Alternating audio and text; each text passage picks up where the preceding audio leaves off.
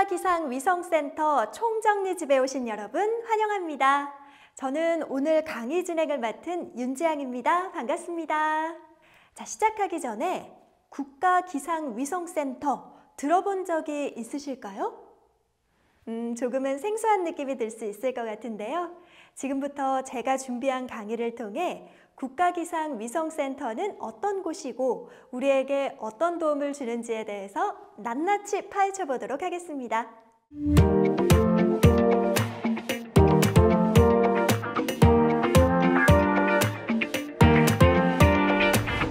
먼저 국가기상위성센터는 어떤 일을 하는 곳일까요? 기상위성이라 이렇게 이야기하면 감이 오시는 분들도 있을 텐데요. 자, 뒤에 보이는 익숙한 기상위성 영상 보이시나요?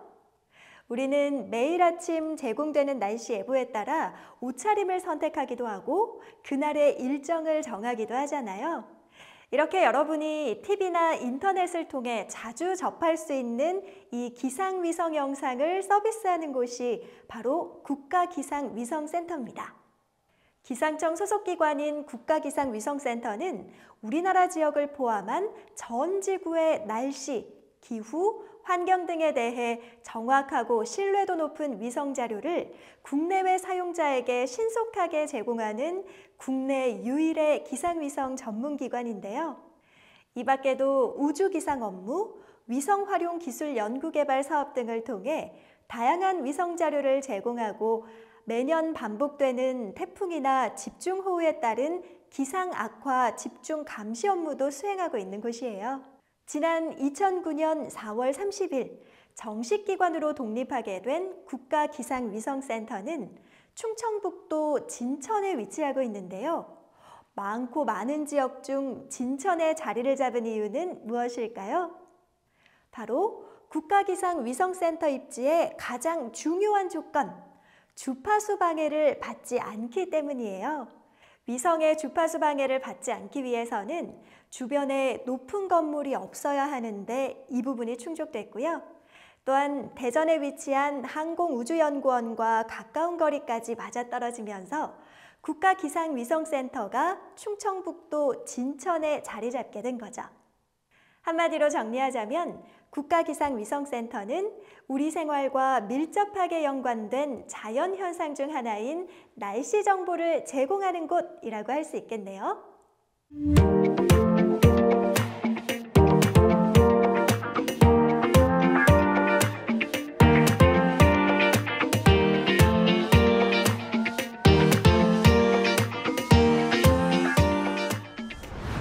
최근 기후변화로 인해 기상이변의 피해가 심각해지면서 날씨와 기후 예측에 대한 필요성이 커지고 지구의 기상현상을 관측할 수 있는 기상위성에 대한 관심도 또한 높아지고 있습니다. 기상위성은 한정된 지역에서 급격히 나타나는 작은 기상현상부터 전 지구적으로 나타나는 광범위한 기상현상까지 탐지할 수 있는 첨단 관측 장비인데요. 특히 기상 관측이 불가능하거나 관측 자료가 적은 지역에서 일기예보나 태풍 진로 관측을 위해 꼭 필요한 기상 관측 장비라고 할 수 있어요. 기상위성 자료를 활용하여 위험기상을 감시하는 것은 물론 예보 정확도를 향상시켜 재난재해를 감시하고 대응함으로써 그 피해를 줄일 수 있는데요. 나아가 기상위성 선진국과 비교해도 전혀 손색 없는 기상위성 자료를 서비스하기 위하여 국가기상위성센터는 기상위성인 천리안 위성 1호와 2A호를 개발했고 현재 위성과 지상국 시설을 안정적으로 운영하고 있습니다. 기상위성의 종류는 크게 정지궤도위성과 저궤도위성으로 나뉘는데요. 정지궤도위성은 적도 상공 약 36,000km에서 지구 자전 속도와 같은 속도로 지구를 돌기 때문에 늘 멈춰 있는 상태로 보입니다. 매일 같은 시간 그리고 같은 위치에서의 연속적인 관측을 할 수 있기 때문에 일기 변화의 감시에 유용한 위성입니다. 또한 저궤도위성은 700에서 1200km 고도에서 북극과 남극 상공을 지나며 지구 주위를 90에서 100분 주기로 공전하는데요. 관측 해상도가 높으며 지구의 자전으로 지구 전체 표면의 관측에 유용한 위성입니다. 지금까지 국가기상위성센터의 역할과 기상위성이 무엇인지에 대해 알아봤는데요. 우리나라의 기상위성의 역사와 종류는 또 어떤 것이 있는지 기상청의 기상이와 함께 여러분의 궁금증을 모두 해결해 보겠습니다. 기상이 나와주세요.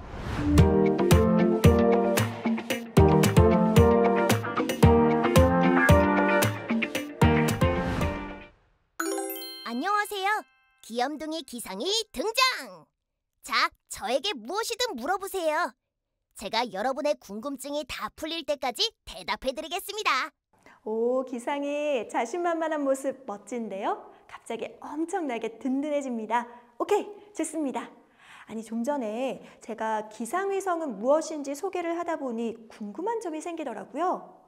우리나라의 기상위성은 언제부터 예보에 활용된 건가요? 아나운서님, 한번 맞춰보세요. 언제부터 우리나라 일기예보에 기상위성 자료를 활용했을까요? 갑자기 질문이라니. 제 생각에는 한 1970년? 오, 미리 조사해 오신 거 아니에요? 딩동댕, 맞습니다. 우리나라는 1970년부터 일기예보에 기상위성 자료를 활용했는데요. 자체 위성이 없어 미국이나 일본의 자료를 사용하다 보니 30분 간격으로 기상 정보를 수신하는 등 국제적 제약으로 인한 어려움이 상당히 많았어요. 그래서 천리안 위성 1호를 개발한 건가요? 그렇죠. 우리나라만의 기상예보 활용 필요성을 느낀 연구진들은 2003년부터 본격적으로 기상위성을 개발했고 2010년 6월 대한민국 최초 정지궤도 기상위성인 천리안 위성 1호를 발사하게 됩니다. 이를 통해 우리나라는 세계 7번째 독자 기상위성 보유국이 됐어요. 와, 세계 7번째, 뭔가 럭키한 숫자인데요. 천리안 위성 1호를 통해 바뀐 점은 어떤 것들이 있나요? 바뀐 점이라? 우선 과거 외국 위성 자료를 활용했던 한계에서 벗어나 우리가 원하는 지역과 시간에 자료를 볼 수 있게 됐고 또 15분마다 한반도 주변의 위험 기상 감시가 가능해졌어요.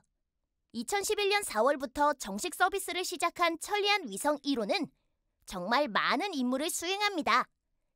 태풍 분석, 집중호우 등 위험 기상의 발생, 발달, 소멸, 추적, 육상과 해상의 안개 탐지, 황사 발원지 감시와 이동 추적을 통해 위험 기상 조기 대응과 예보 정확도 향상까지 기여했는데요. 그럼 지금도 천리안 위성 1호는 열릴 중인가요? 아쉽게도 9년 동안 열심히 일하던 천리안 위성 1호는 2020년 3월 31일자로 기상 관측 임무를 종료하게 됐어요. 설계 수명인 7년 이후 장비의 노후화나 고장의 우려, 연료 고갈 등의 문제가 발생할 수 있기 때문이죠. 현재는 2차 업무인 해양 관측과 통신 업무를 수행하고 있고요. 그렇다면 천리안 위성 1호를 대신할 새로운 위성이 필요한 거 아니에요? 척하면 척, 잘 아시네요. 후속 위성 개발이 필요하다고 판단한 국가기상위성센터는 천리안 위성 1호의 기상 관측 임무를 이어갈 천리안 위성 2A호를 개발해 2018년 12월 우주로 발사했고 2019년 7월부터 정식 서비스를 시작했어요. 그래서 천리안 위성 2A호가 나타난 거군요. 근데 왜 2호가 아니라 2A호인 거예요? 예리하신데요? 기상이의 허를 찌르는 질문 칭찬해! 사실 천리안 위성 2A호에게는 쌍둥이 위성이 있는데요. 2020년 2월 19일 발사한 천리안 위성 2B호인데 환경과 해양을 관측하고 있어요. 천리안 위성 1호는 정보통신부와 해양수산부 같은 부처가 함께 개발했기 때문에 통신, 해양, 기상위성 역할을 다 했었는데요. 현재 그 임무를 2A호와 2B호가 나눠서 하고 있는 거죠. 천리안 위성 2A호는 천리안 위성 1호보다 많은 부분에서 진화했다고 볼 수 있어요. 관측 영상의 해상도는 천리안 위성 1호의 4배, 지구 전체를 관측하는 횟수는 18배나 향상된 고성능 기상관측 탑재체를 장착하여 기상 변화를 더욱 정밀하게 관측할 수 있게 됐죠. 천리안 위성 1호는 흑백으로 관측이 됐었는데 천리안 위성 2AO는 컬러로 영상이 보이네요. 맞습니다. 알록달록 눈에 더 띄죠? 이렇게 컬러 영상 관측이 가능해졌기 때문에 급변하는 기상현상에 대비할 수 있게 되었다고요.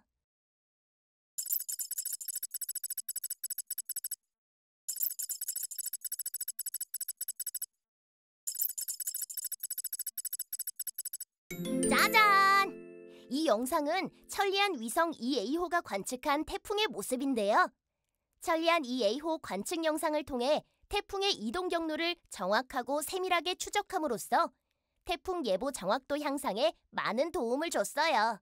이 밖에도 작은 규모의 대류운의 조기 탐지가 가능해 집중호우가 발생할 수 있는 대류운 생성과 발달 정도까지 빠르게 판단할 수 있고요. 전송된 자료를 분석해서 대기 운동 벡터, 안개 등 52종의 세분화된 산출물 정보를 제공하고 있습니다. 근데 아까 천리안 위성 1호의 설계 수명은 7년 정도라고 하셨잖아요. 천리안 위성 2AO의 수명도 역시 7년인가요? 많은 부분에서 진화했다고 아까 말씀드렸었죠? 수명 부분에서도 진화했는데요. 천리안 위성 2A호는 차세대 정지궤도 기상 위성으로 기상과 우주기상 탑재체를 장착해 약 10년 이상 연료가 다하는 그날까지 운영될 예정입니다. 아나운서님, 혹시 2020년 1월 호주에 발생했던 어마어마한 산불 기억하세요? 그럼요, 당연히 기억하죠. 5개월 동안 꺼지지 않을 정도로 큰 산불이었잖아요. 기후변화가 가져온 큰 재난이라고 불리며 큰 피해와 영향을 끼쳤었죠. 맞습니다. 온난화의 저주, 현대사에 남을 재난이라고 보도됐었고요. 근데 그 당시 자체 기상위성이 없는 호주 정부에서 특별 관측 영상과 산불 분석 산출물을 산불 진화 시점까지 제공해달라고 요청했었어요. 이에 우리의 천리안 2A호를 통해 특별 관측을 수행하여 산불 탐지 및 분석 영상을 제공하는 등 큰 도움을 줬어요. 이렇게 우리나라는 기상위성 보유국으로서 국제협력과 지원에도 힘쓰고 있답니다. 최고 최고! 갑자기 또 대한민국의 국민이라는 것이 자랑스러워지는데요.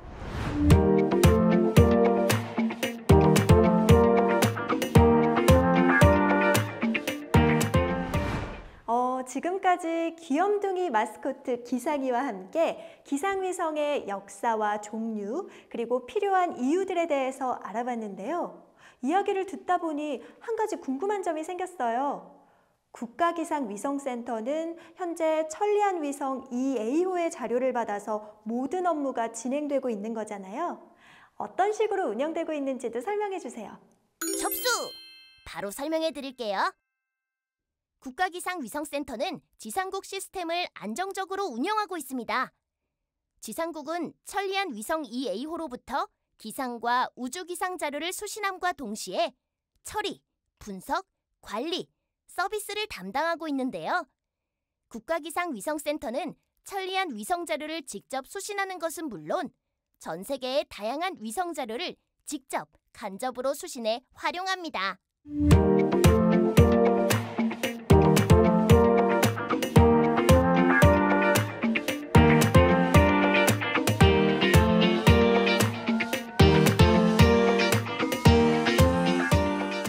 위성 자료는 기상이나 기후에 활용되며 국가기상위성센터는 천리안 위성 자료와 외국 위성 자료를 국내 유관기관에 배포하는 역할도 하고 있어요. 또한 국가기상위성센터는 천리안 위성 2A호 위성 자료를 다양한 형태로 제공하는데요. 천리안 위성 2A호를 활용한 위성방송 서비스, 웹 기반 시스템을 활용한 자료 서비스를 통해 아시아 태평양 지역 국가에 10분 간격의 고해상도 위성 자료를 실시간으로 제공하고 있습니다. 혹시 제가 개인적으로 보고 싶다 할 때 볼 수 있는 방법이 있나요? 그럼요. 천리안 위성 2A호의 자료는 국가기상위성센터 홈페이지를 통해 서비스하고 있습니다. 과거의 위성 자료도 제공하고 있어요. 사용자가 위성, 영역, 자료 종류, 기간, 자료 포맷 등 필요한 조건에 맞춰 사용자 맞춤형 위성 자료를 제공합니다. 홈페이지에서 회원 가입과 일정 절차를 거쳐 자료를 받을 수 있고요. 천리안 위성 EA호를 비롯한 미국, 중국, 일본, 유럽 등의 위성 자료, 기상 관측 업무를 종료한 천리안 위성 1호의 과거 자료도 함께 제공 중이니 관심 있는 분들은 홈페이지에 접속해보는 것을 추천드립니다.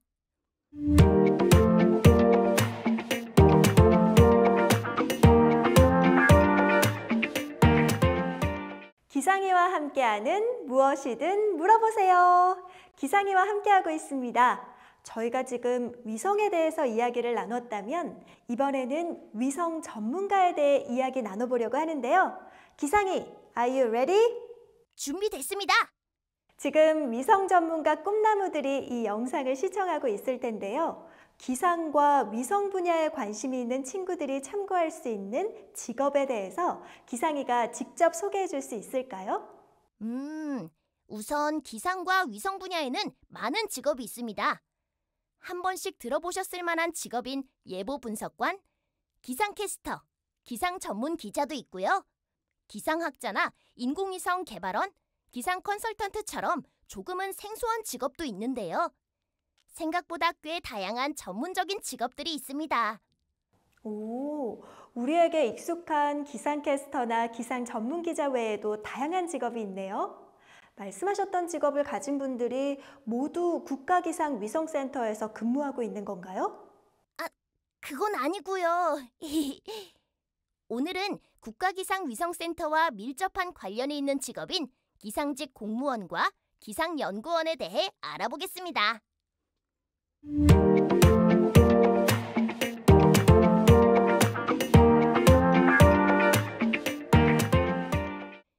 기상직 공무원은 기상 상태를 관측하고 예보하는 사무를 담당하는 공무원을 말합니다. 학력이나 경력에 제한이 없다 보니 만 18세 이상의 기상에 관심이 있는 분이라면 누구나 도전할 수 있어요. 오, 기상을 사랑하는 마음 하나면 되는 건가요? 맞아요. 기상직 공무원이 하는 일에 대해 간단히 소개하자면 기상 관측, 예보, 통보 등 국가기상 업무와 관련 연구를 담당하고 있는데요. 기상 업무 관련한 각종 보고서나 문서를 만들어 보고하고 시행하는 업무는 물론 각종 법령과 업무 처리 규정에 따라 업무를 계획하고 시행하고 있어요. 기상직 공무원의 업무를 잘 수행하려면 어떤 능력이 필요할까요? 글쎄요.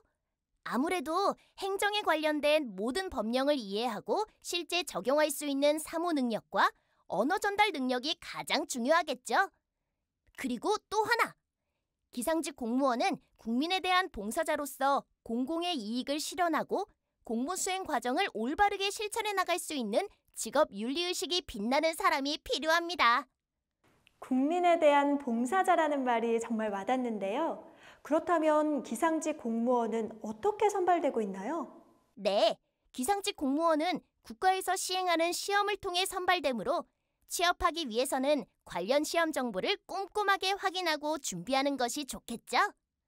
저 개인적으로 궁금한 게 있는데요. 기상이는 어떻게 될 수 있어요? 한 번 기상이는 영원한 기상이. 기상이 자리는 넘보지 마세요.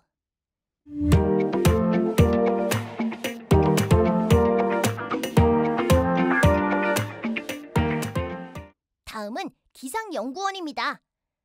기상연구원은 전문적인 지식이 필요한 직업으로 소개할 수 있겠는데요.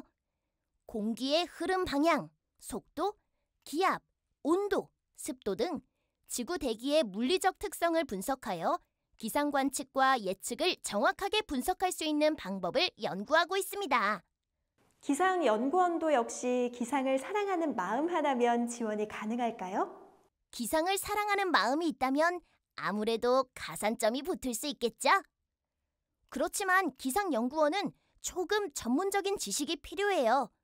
그래서 대학교를 졸업하고 대학원에 진학하여 대기학 관련 분야의 석사나 박사 학위를 취득하는 것이 유리합니다. 그럼 혹시 필수로 요구되는 국가 자격증 같은 것도 있을까요? 필수로 요구되는 국가 자격증은 따로 없지만 관련한 자격증이 있어요. 기상청에서 주관하고 한국산업인력공단에서 시행하는 기상기사, 기상감정기사, 기상예보기술사 등이 있는데요. 이 자격증을 준비해둔다면 취업 시 우대받을 수 있다는 것 기억해두시면 좋을 것 같아요. 기상연구원이 되면 적합한 기상연구원의 인재상이 따로 있을까요? 새로운 것에 대한 호기심이 많은 분이라면 좋아요. 탐구정신과 창의성, 관찰력을 가지고 있는 성격에 지구 대기학이나 기상학에 대한 지식은 물론 수학과 물리학적 지식이 요구되는 직업이에요. 그리고 아무래도 기상 관측과 예측은 정확성을 요구하는 직업이므로 정확한 판단력과 꼼꼼한 성격의 소유자에게 적합할 것 같습니다. 또 하나, 기상 관측에 활용되는 첨단 장비를 원활하게 활용할 수 있는 능력까지 있는 분이라면 공개 채용이나 특별 채용을 통해 기상연구원에 도전해보세요.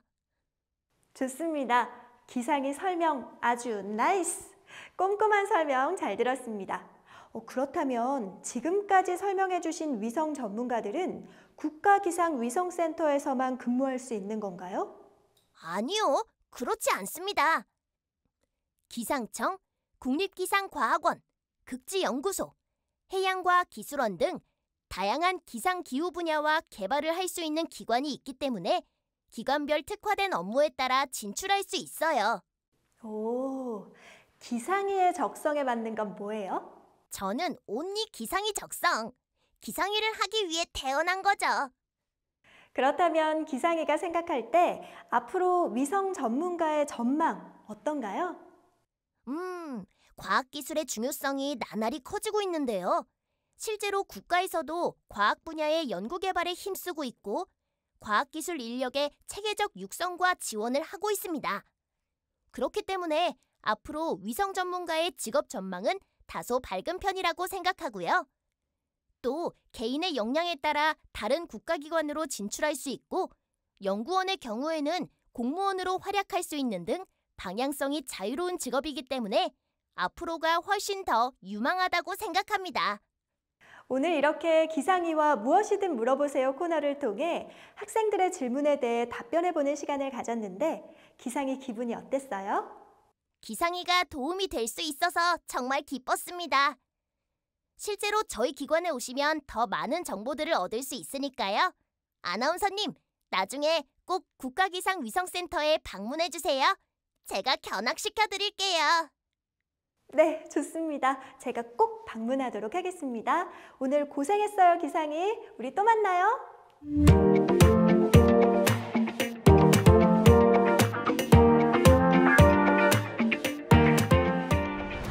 여러분은 오늘 어떠셨어요? 이번 시간을 통해 국가기상위성센터의 모든 것을 알아보며 우리나라 위성 전문가의 미래가 밝은 것을 확인할 수 있었는데요. 여기서 끝이 아니죠. 이번 시간에 이어 다음 시간에는 국가기상 슈퍼컴퓨터 센터와 빅데이터에 대해 알아보고 슈퍼컴퓨터 센터와 관련된 직업에 대해 자세하게 알아보도록 하겠습니다. 그럼 다음 시간에 만나요. 안녕!